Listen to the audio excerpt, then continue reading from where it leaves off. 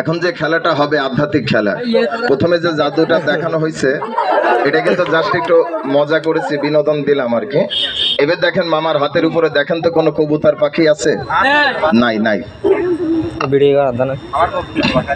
কবুতর বাসায় আছে, আপনার হাতের উপরে আছে?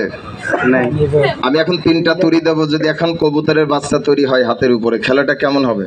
ভালো হবে। আবার নিয়ে আবার দৌড় মারেন না, আকাশে উড়িয়ে যদি চলে যায় আপনার, এখানে যদি পাখিটা থাকে তাহলে পাখিটা আমাকে দিয়ে দেবেন, যেহেতু আমি জাদু শিল্পী, আমি জাদু দেখাই, পাখিটা আমার লাগে।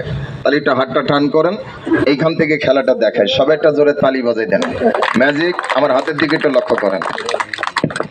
তালি বাজাবেন, তালি তালি তালি খেলা হবে বাবা, সবাই একটু তালি বাজাবেন। কাকা কি ব্যাপার, একটু তালি দেন, সবাই একটু তালি বাজান। লক্ষ্য করে দেখেন, এই এই এই হাতে থেকে খেয়াল করেন, হাতে তৈরি হয়ে যা, তৈরি হয়ে আমি ধরছি বাবা। আচ্ছা দেন দেন দেন, তৈরি হয়ে যা।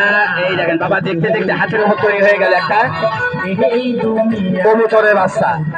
ও না না, এটা কবুতরের বাচ্চা না, হ্যাঁ খল খল, এটা খল। এবার হবে কবুতর মামা।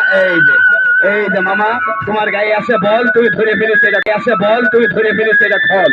এই যে